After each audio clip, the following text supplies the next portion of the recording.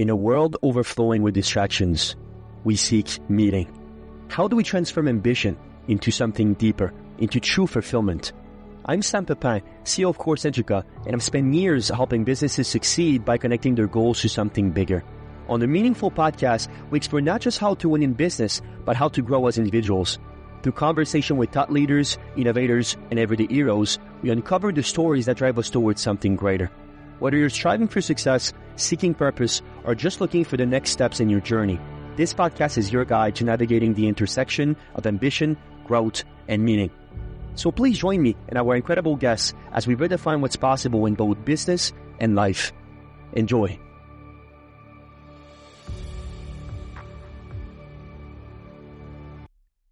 The simple act of making others feel like they matter is what makes life meaningful.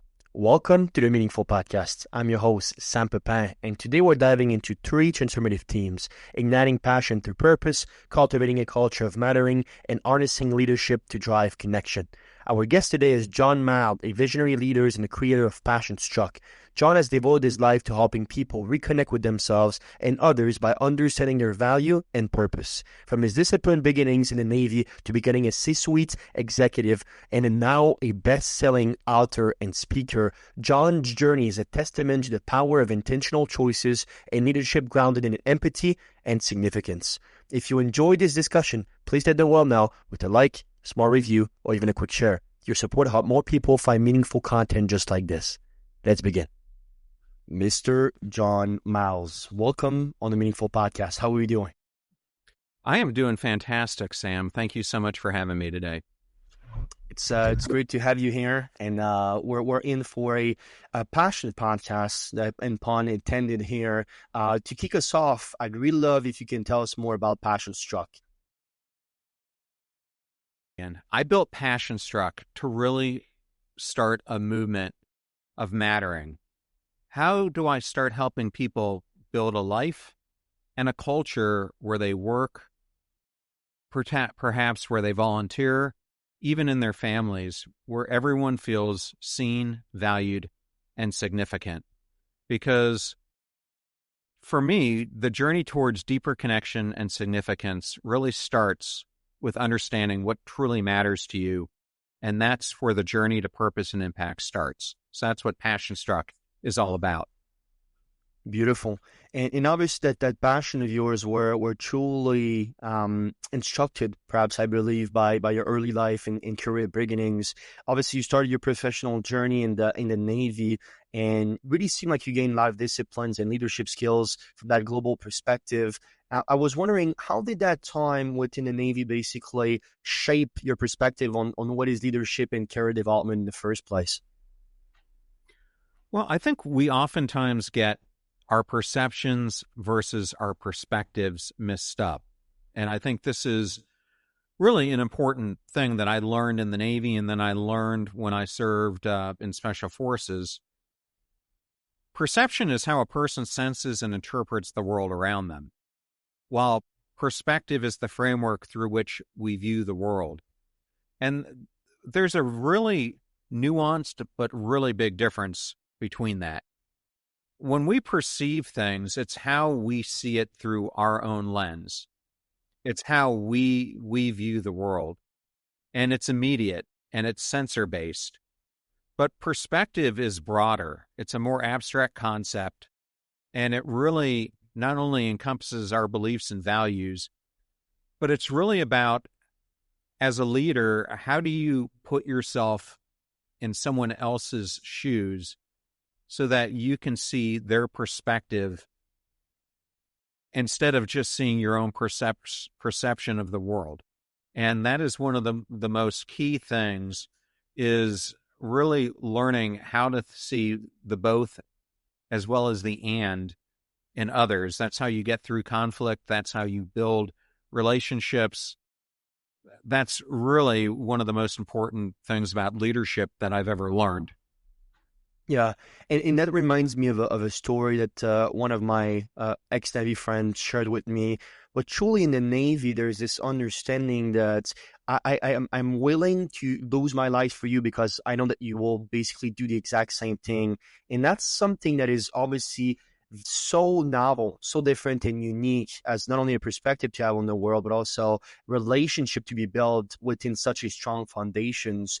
When you're thinking about what leadership is, tell me more about this interdependence towards basically the mentor and the mentees or any relationship that you form on such strong basis. Well, I think that's one of the core things that you're always thinking about when you're in the military is that your decisions have severe consequences.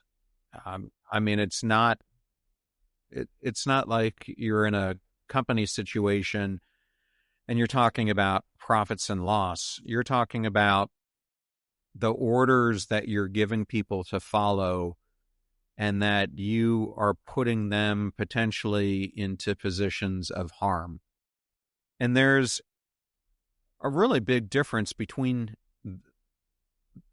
those different types of leadership because it makes you really, really lean into understanding the strategy, the objectives, the risks that are at stake before you do that. And it gives you a reality check of, are the things I'm asking people to do of utmost importance as it pertains to mission accomplishment that it could result in them losing their life to achieve that mission. So to me, there's really a profound difference between leading in the military and leading in the corporate world. But I took that learning from the military and definitely it was a part of me throughout the rest of my career. Mm-hmm. And I want to talk about that transition actually to corporate leaderships. After obviously your service, you transition to corporate roles, and obviously and very very quickly actually climb the ranks to serve as a C-suite executive in Fortune 500 companies. Based on those two very distinct, basically, grounds, where one is about life or death, the other one is about profit and losses. How easy or difficult was that transitions to what is now a purpose and perhaps consequences that are way less for those that either do or do not the job? Did you find a hard time basically to harmonize with these new variables? Well, for me, this whole path that my life ended on was not the initial path that I had expected to take. When I came out of the military, I had been recruited very heavily by a number of three-letter organizations, and I ended up choosing the FBI. And I was going to be um, doing some passionate work that for me stemmed all the way back of fulfilling dreams that I had as a child, and it was really an extension of what I did in the military. And then I was out. I had gotten out of the military. I'd only been out for a matter of days, and I was supposed to go to Quantico the following week when my detailer informed me that the Congress was, under the Clinton administration, having difficulty passing the budgets, which is now a very common thing, but back then it was not. And so when I told my class was canceled and that it was going to have to be reshuffled, I immediately thought, well, this is only going to be a couple weeks, maybe a month. And I later found out it was going to be about 3 years. So I was forced to find something very quickly because at the time I was married. We had a child who was on the way and I needed income. So it caused me to really pivot and reinvent my path. So I took a path because transitioning from the military to the civilian world for anyone is not an easy thing to do.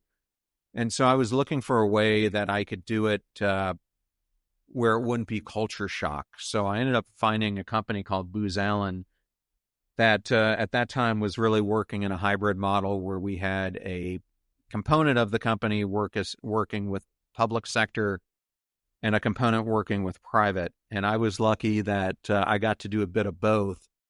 But surrounding me were many, many former military people. And so the culture, the hierarchy, the attitude of the people was much more accustomed to what I had found in the military. So that made the landing going into the civilian world a lot easier. But then after I left Booz Allen, it definitely shifted as I got into Big Four consulting with Anderson Consulting, and then later into Fortune 500 companies. And I learned a ton by going through this. I learned a ton of seeing so many leaders in the corporate world who didn't have the same value system that I had cultivated in the military world. And so for me, that was probably the bigger cultural gap that I eventually had to close, was seeing people who were more interested in profit over employee well-being, um, board positioning, instead of really truly understanding how employees weren't just a cog in the wheel, but were a significant part of the success and the messaging that should go to the board. And so for me, I saw it as a complete competitive advantage for my leadership style, because I was going to take a completely different route where I was going to treat people underneath me as if they mattered. Hmm. Wow, that's quite beautiful. And you're talking about very significant issues, not only on a psychological standpoint, where you're getting basically face to face with a leader in which do not share the same value systems, but then you also categorize it as an unfair advantage. And I'm truly wondering how that you made the most of it, because within that path that, as you said, was not the one that you were anticipating to be, you seem to be able to come on the other sides as a fuller and perhaps I'll go as far as saying a better person from your perspective. I'm wondering, how are you able to overcome these or entertain relationship with these other leaders and other basically people that from the consultation worlds and on different board that you sit on, that basically was not understanding just how important some of the things you're mentioning through employee satisfactions, employees benefits, and the fact that it was not simply some basically plus and minus also on a P&L file. How did that be? How were you able to overcome those and make the most of it? Well, I think the culture that you're in plays a big role in this, and how much liberty you are given uh, to form your own culture inside that macro culture, if that makes sense. And what I mean by that is, let's take some different cultures I was part of. When I was at Lowe's, even though at the time we were, you know, somewhere between 48 and 65 billion in revenue, the company still felt like it was a family-owned business for much of my time there. And so in that culture, the principles and values of the company were really talked about on a really common basis. So because values were so important overall to Lowe's, it was easier for me to talk to my employees from the standpoint of values that I wanted to instill in them as a leader, and how those values matched up to the values of Lowe's as the larger organization. Now, when I went to different cultures such as Dell and Catalina, they didn't really talk about company values. I mean, they had them on pieces of paper and stuff like that, but it's a completely different thing between, just putting it out there, and how Lowe's did in their messaging, where every single time I heard the CEO speak, he would talk about values, whether that was in a large group of people, whether he was giving out an award, whether we were talking about a project that we were going to do and the benefits it was going to have. Values always kind of guided the decisions, where in these other companies, it was much larger macro issues of the results the company was trying to deliver, what was expected over a given quarter, or what the private equity group wanted, instead of the actual environment that was trying to be cultivated underneath it. So in those environments, it was more difficult, I found, to create that line of sight, because for the employees who had been there a longer time, that whole value system didn't resonate with them as much. Not sure if that makes sense, but It does. It absolutely does, and it makes not only does it make sense, but I think it's such an important portions. So from what you were able to see, and I want to pick your brain on this because you talk about it quite often. Anything concerning culture, passion, purpose, and so on, which is very dear to my heart. So from your perspective, when you're talking about these very, very gigantic, obviously Fortune 500 companies, even there's a big discrepancy towards how important culture truly is. But what you felt, or at least what I want to pick your brain about, is from your perspective, a company in which embrace culture.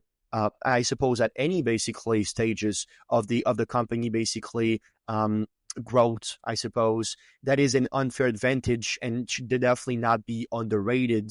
Tell me more about what made those cultures so fantastic, and how can basically leaders take insights from those type of cultures to better the culture in their organizations. well, let me just go through some statistics here, and why this culture of mattering is so important. So I think the survey a lot of people have heard about is the Gallup polls on engagement, which are showing, the latest one that I saw was 2023, that only 36% of U.S. employees are engaged at work. The other thing that they really need to look at is the scale on belonging, like how many employees feel excluded at work. And right now, the last thing I saw from the U.S. Immigration Council was 64% of employees in the U.S. feel excluded in the workplace. So why this matters is, this lack of mattering is a huge issue, because employees who feel undervalued or invisible are less likely to contribute meaningfully to the things that most companies are striving for, which is profits, customer satisfaction, etc. And the crazy thing here is that engaged employees, according to Gallup, are 23% more profitable, whereas disengaged employees are costing businesses up to $1 trillion annually. And that's from the Engagement Institute.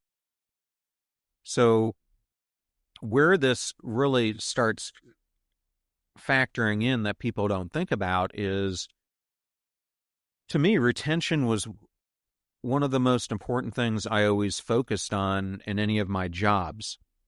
And it's interesting, at Lowe's we had a very high retention rate, and when I went to Dell, we really adopted the GE way of doing things, where we had a policy of forcing between 10 to 20% of the workforce out per year.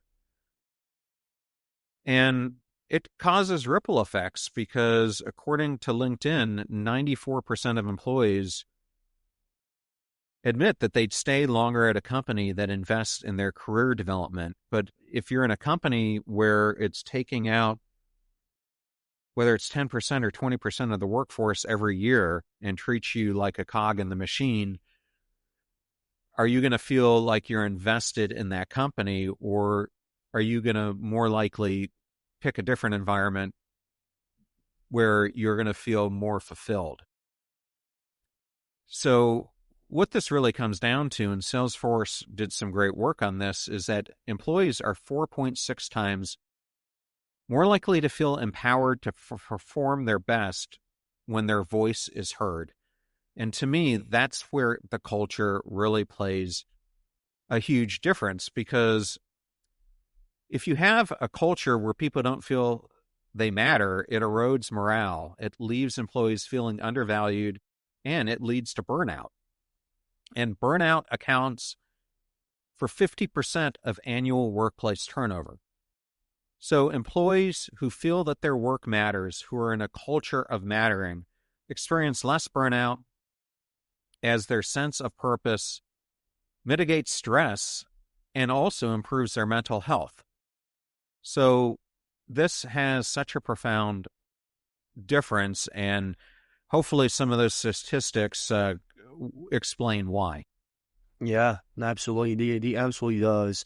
And was that what inspired you to start Passion Struck in the first place? I think what it initially inspired me to start Passion Struck is I saw so many people around the world suffering. And I had been given this spiritual vision probably during my later days at Lowe's, but mostly I saw it when I was at Dell and then when I moved to Catalina. And I was given this calling to help the lonely, the battered, the bored, the broken, the hopeless of the world. And my first instinct when I heard those words were, I'm talking about homeless people. I'm talking about, I need to go volunteer at Saint Vincent de Paul or Goodwill or someplace like that, and all of those are extremely important charities where good work is being done. But as I got into this more and more, I started to really understand that those weren't the people I was called to serve. I was called to serve so many people today who experience disconnection, and the most profound disconnection is disconnection from themselves. And so as I started to look at this problem, I saw all those things that I'd been called to solve as symptoms of something larger, which was unmattering. And as you look at all those people who are impacted by those symptoms, it's not a few people. It's not 100 million people. We're talking billions of people. I mean, if you start looking at how many people feel like they're lonely, it's 54% of the population in major parts of the world. If you talk about people who feel like they never belong at all at any point in their life, we're talking 17 to 20% of people. And so as I thought about this, I went into it with the idea that maybe going into a St. Vincent de Paul or a cold shelter like I had done, I could help people one-on-one, but I could do it in a bigger way. I could do it by trying to create a movement where mattering reaches a tipping point where we start building the structures that are missing throughout so much of society today and help people get over this epidemic of disconnection by getting them to learn how to reconnect with themselves, how to connect with others, and how to make others feel like they matter. And that's what Passion Struck is really about. Those are very, very powerful words, John, and something that I always thought to be true is purpose is not something you find, but it's something that you create through intentional, basically, actions. And to me, that very specific point is so important because what we tend to see now, and I see that in Millionaire Fastlane, for example, which is a book that I love by MJ DeMarco. It's this concept of this either the sideline or even the sideline concept, or even this understanding where you're not really living, you're just surviving, right? You have this job, you go there obviously to have to get a monetary income to fulfill to your lifestyle, and that's something, and obviously that's obviously pretty good. But then there's also the other, in the pyramid of Maslow, we understand that the self-actualizations and obviously the bigger things in life outside of those, of that foundation to keep you survive, is so important. And I'm wondering, when you think about Passion Struck and everything that you guys are doing, in your words and perhaps in what you're aiming to do, how do you think that helps people discover their purpose and perhaps live more meaningful lives? Well, Passion Struck is really about how do you unlock the power of our intentional choices. So, why that is so important is we often think that our lives are made up of the macro moments. The moments when we win a state championship, or like Ohio State did, they win a national championship, or we get married, or we see some extreme goal that we wanted to achieve become realized. And I look at it differently. I look at those as all outputs. What's more important is the inputs, and that's where the micro choices that we make every single day come into play. And so in my book, I have this chapter called The Conscious Engager. And really, this whole chapter is about the most important superpower that any of us have. Cal Newport wrote a whole book about it. It's focus. He calls it doing the deep work, but ultimately it's about so many people have lost their ability to focus.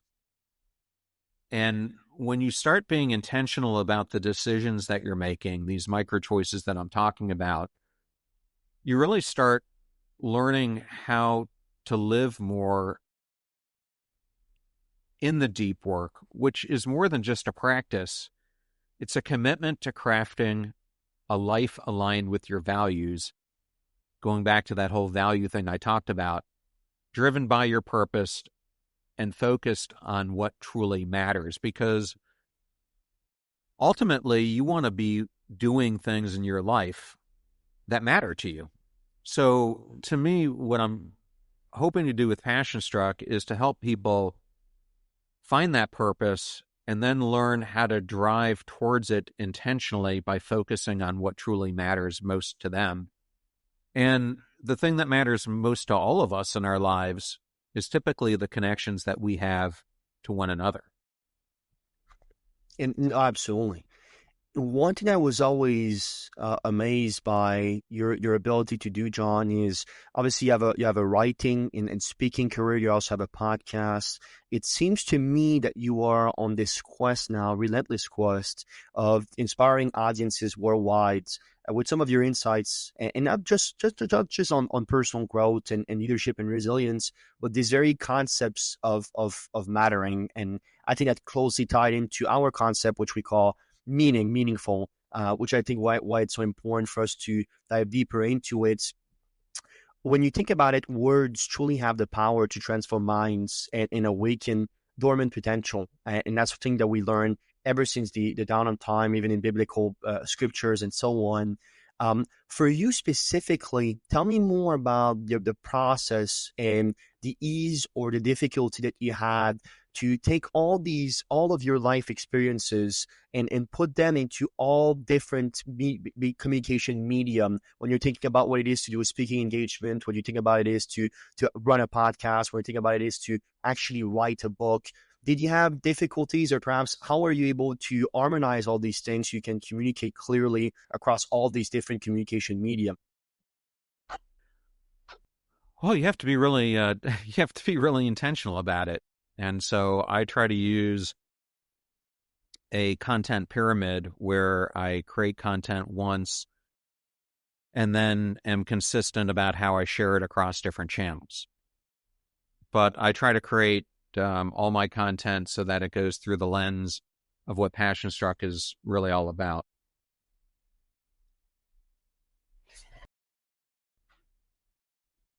And a content pyramid, John, I'm wondering, when you're thinking about what that pyramid's meant, do you think about basically repurposing contents where you're doing some long form content that can be simple in bytes and repurposed basically through other medium? Is that what you mean by that?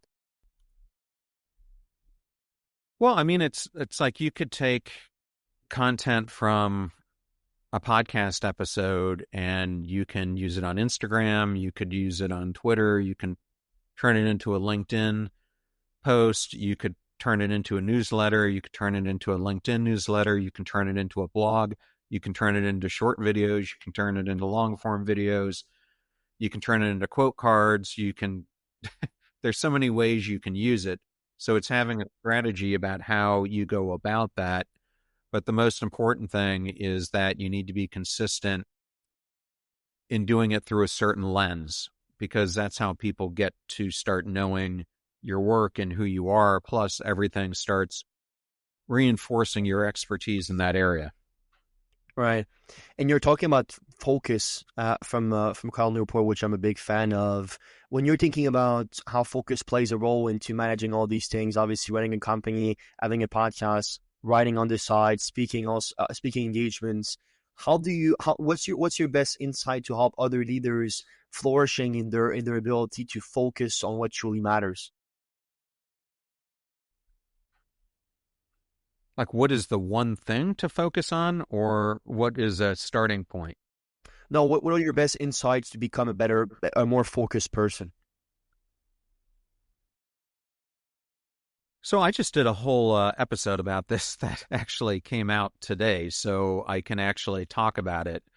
I focused this whole episode on really doing the deep work, and in it I came up with 5 different pillars that I talked about to do this. The first one is what we've just been talking about. It's intentional focus. We often treat our attention like it's an unlimited resource, and the fact of the matter is it's not. What people need to start thinking about is treating your attention as a currency. And what happens is every time you check your phone, every time you respond to a pointless email, every time that you're doomsday scrolling aimlessly, you're spending that attention. You're spending that currency. And I think the question people need to start asking is, are you investing in something meaningful, or are you just bleeding away your energy? And something that someone can do today, right after this podcast is over, is just block off 1 hour. Just one. Turn off all your notifications. Close everything on your computer except what you need. And dive into something that you're passionate about, and notice how it feels to give something your full attention. The second thing I talk about is the need to have hardcore boundaries, because most people I know are people pleasers. We end up saying yes to so many things: meetings, favors, tasks, commitments, all of which most of the time we know we shouldn't take on. And the reason why is because we're afraid of disappointing someone. But what I want people to hear is that every time you say yes to something that doesn't align with your goals, this is the important part, you're saying no to your dreams. And here's the brutal truth. Your dreams are under attack by the things I'm talking about, by emails, by last-minute requests, by people who are selfish and are demanding things for their personal gain at your expense. And if you don't fiercely protect your time, no one else is going to do it for you. And so one of the things I talk about in the book is the whole concept of mosquito auditors.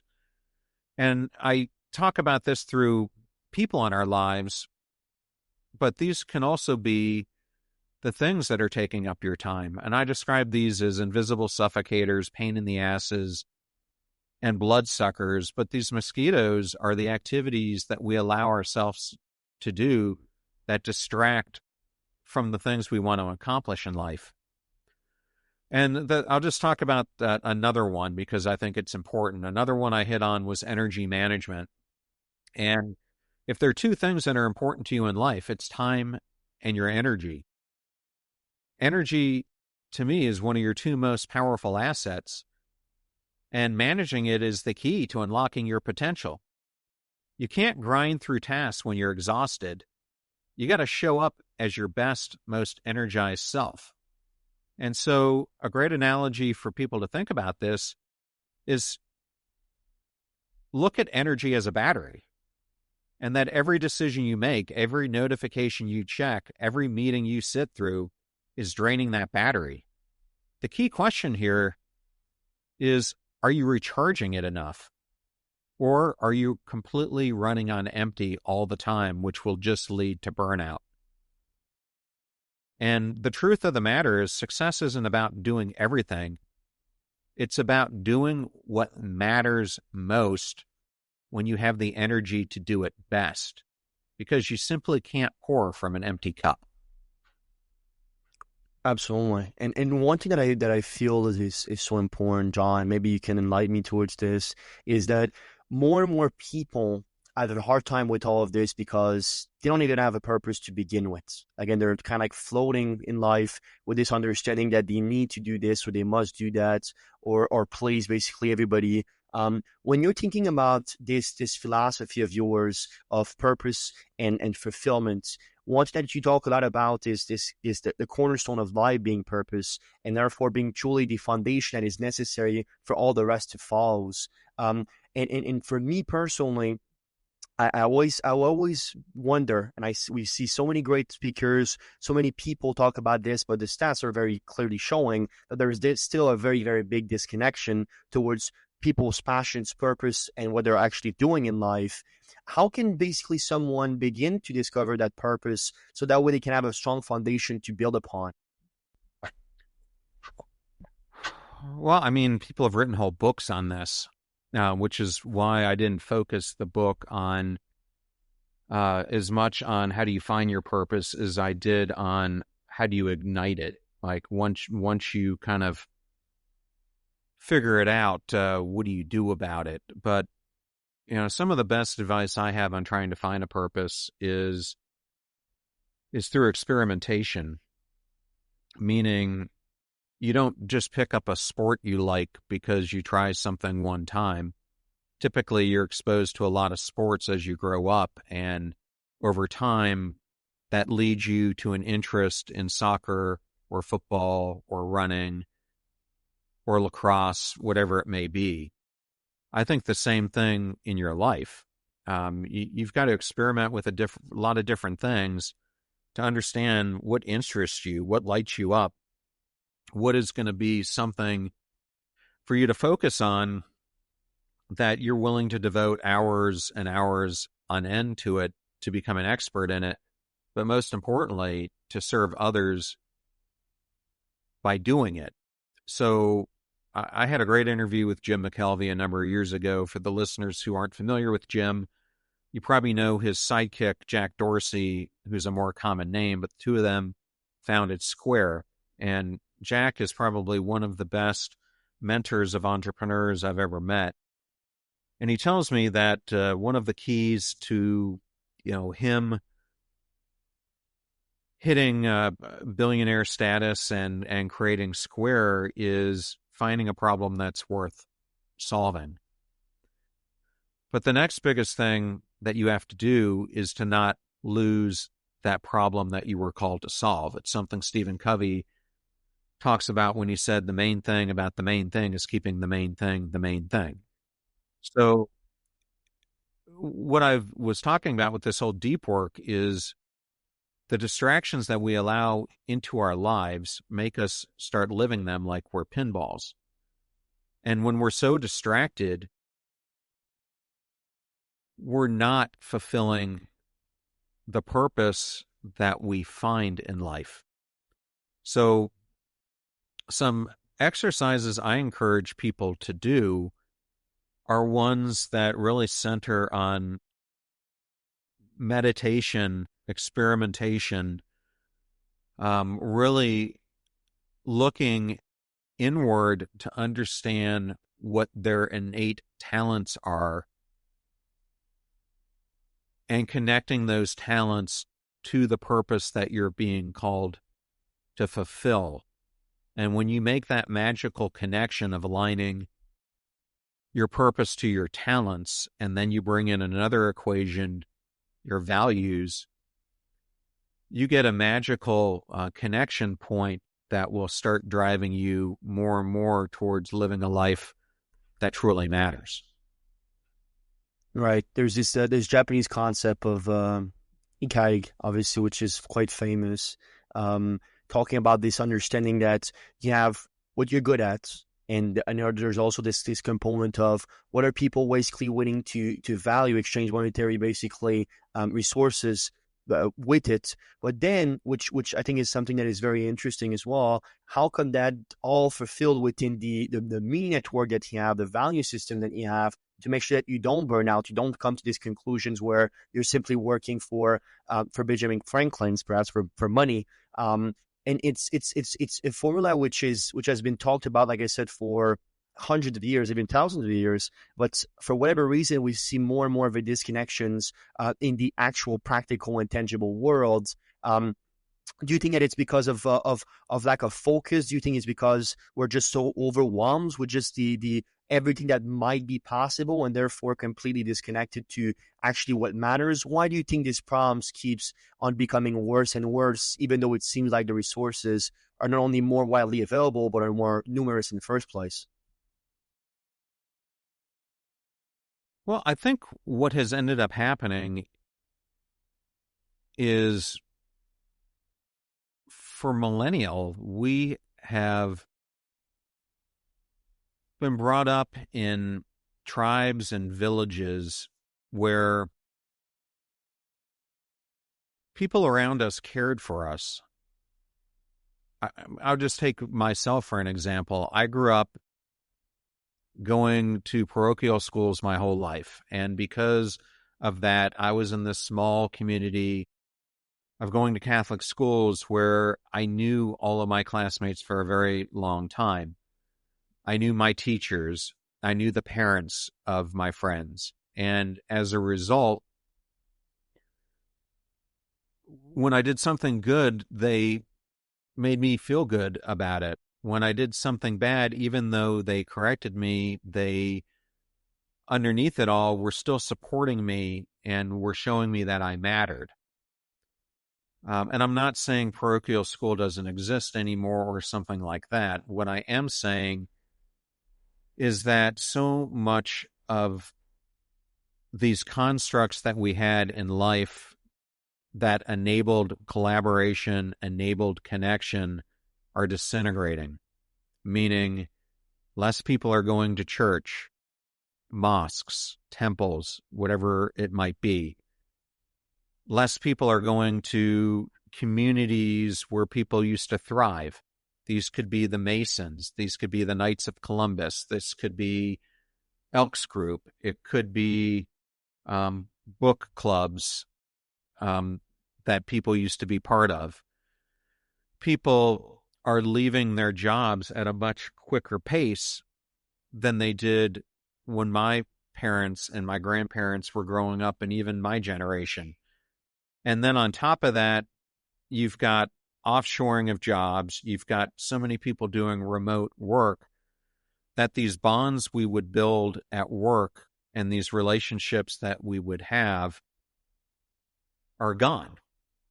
And so what ends up happening is we didn't get clean water overnight.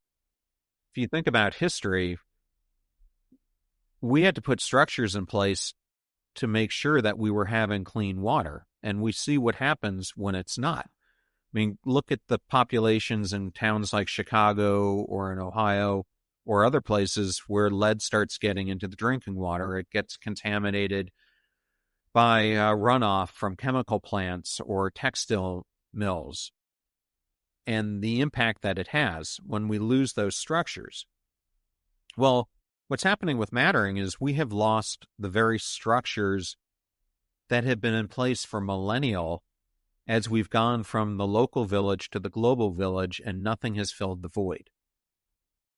So without those structures, people are losing the very connections that they need to thrive in life. And as whether it's been the Harvard Adult Study of Aging, whether it's looking at self-determination theory, or others, they all come to the fact that our connections are one of the most important things that help us thrive in life. And without it, we're not happy. And that impacts our mental health and the mental health struggles and the loneliness struggles and everything else that I alluded to earlier. So what I'm trying to do with Passion Struck is figure out, how do I create a tipping point, as Malcolm Gladwell would say, where we start figuring out, how do we put the structures in place to help people have the environments to matter again. Beautiful. It's one of the main impactful projects and initiatives that you seem to be taking on right now. Obviously, there's helping helping veterans, transitions to civilian lives. Obviously, the coaching practice that you have, but then also in a big initiatives on community developments.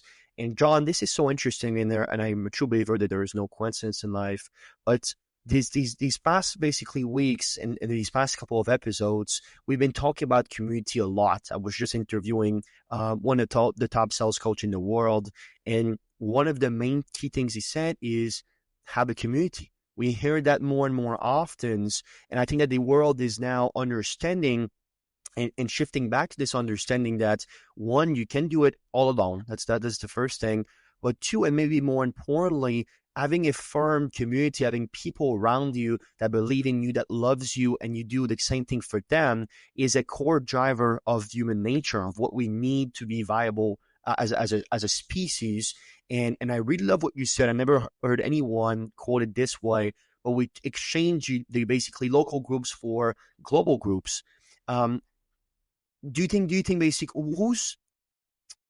I was about to say who's at fault for this, but I think it's not about throwing basically faults here, but when you're thinking about what it took to make that happen, from that local transition to that global transitions, and the initiatives behind it, obviously for those that makes those decisions, people in power basically that were incentivized to do so, either for profit, for power, whatever that might be.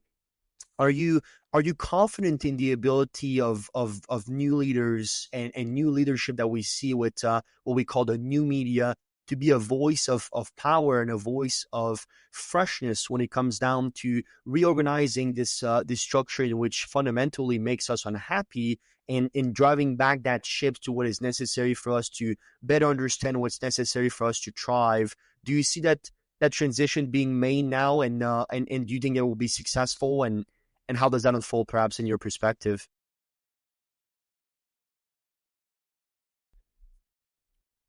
Well, I don't even know how to answer this because I'm not an expert at it. But what I am seeing, and I'm not, I'm an independent when it comes to politics, but I am seeing that most of these news networks are floundering. And it was interesting. I was talking to someone recently who is an anchor on the nightly news for one of the biggest news networks in the world. And he said, when you think about primetime news, you typically think about 9 p.m. And he was saying, how many viewers do you think are watching CNN at 9 p.m.? And I mean, take a guess. What would you say, Sam? Yeah, it's a great question. I know that their audience is plummeting. It's pretty crazy. Um, Man, let me take just a wild guess. Let's say at 9 p.m., 100,000 people. Well, your guess is a lot lower than my guess. My guess to him was like 800,000 or 900,000 people, maybe a million. Okay. The actual number was like 45,000. Are you serious? And he said that Fox, and I can't remember the gentleman's name on Fox because I'll pick it up here real quick. Fox News, 9 p.m. Let's see who the anchor is. I should know this. That's fine. It's fine. Take your time. it's not Ingram. It's not Jesse Waters. Who am I thinking of? It's the guy who's everywhere. It's Hannity, Sean Hannity. So Sean Hannity has the most popular show right now at 9 o'clock. And they said his show gets close to what you're talking about. It's like 80 to 95,000 people. Wow, that's very low though, right? Well, I mean, you look at that compared to an episode of Joe Rogan. Yeah, that makes 4 millions depending on the guess in like in a couple of days. So it makes me question, the whole reason I bring it up is it makes me question how much are they really influencing when so many people are tuning them out because they've put out so much misinformation. I don't care what network it is, that people don't trust it anymore. And that's a really interesting thing because it seems like people trust podcasts more, even when you have a medium where no one is really fact checking. Interesting, yeah.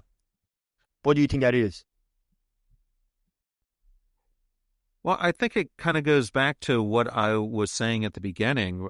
Part of the reason I got into podcasting was because I wanted to start changing one life at a time, and it's the medium that you can do it because even if you got a million people listening, you're still kind of having a one-on-one relationship. And so when I do my episodes, I don't do them from the standpoint of what does John need to hear. I'm trying to cultivate topics that's important to the audience. And so I always, as I'm recording them, try to picture myself talking to a small group of 4 to 5 people who I really wanted to influence. And if I had that opportunity, because what people are giving up by even listening to us is their time, how do I make it most worthwhile for them? So I think what I learned early on is that people don't go to Joe Rogan because he's got President Trump on it. You might get a lot more listeners for that one, but they come because they start trusting and liking Joe Rogan or Dax Shepard or Jay Shetty or Mel Robbins or you, Sam. And that's something that I found early on. And so because of that, the trust factor becomes between you and that individual host. And I think they put a lot more onus on that than they do a news network who is trying to drive towards a certain agenda. Now, the podcaster might be doing the same thing, but I don't think they look at it in the same way. Right. And you know, you said it right. It's the trust factor, right? At the end of the day, everything information wise needs trust to be not only absorbed but also accepted and valued. If I don't trust you, you may tell me whatever you want. We already have barriers that are revoking that possibility of a flourishing relationships.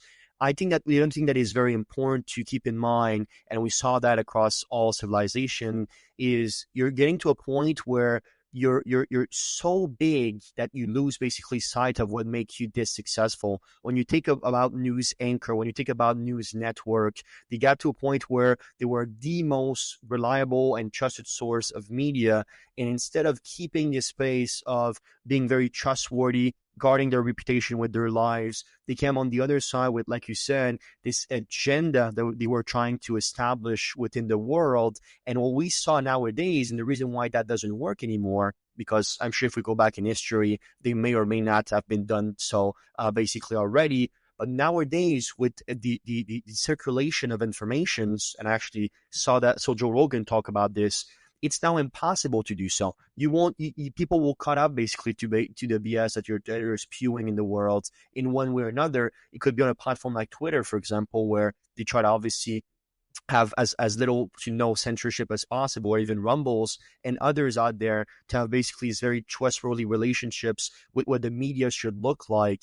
And what I think though, John, and we just saw Mark Zuckerberg on Rogan a few days ago, and we saw him basically publicly coming out and saying how he's going to basically reopen the gate when it comes down to conservative basically ideology and everything that is less basically censorship, because he understood, or at least he said that he understood, whatever your opinion is on him, that his objective was to actually flourish free speech through it, but he actually enables it's actually restrictive it to a point where it doesn't make sense anymore. And I'm wondering, John, when you see these giants now, with the election of people like Donald Trump, with Musk being very close to obviously that party and those ideology, do you think that that will help us basically get back on the other side to a point where communication is actually not only accepted but praised and actually glorified in a meaningful fashions? What do you envision for the future of what communication holds?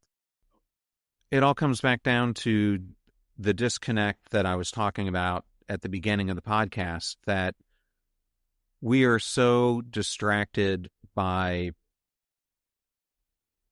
life that we have forgotten how to do the most basics of communication.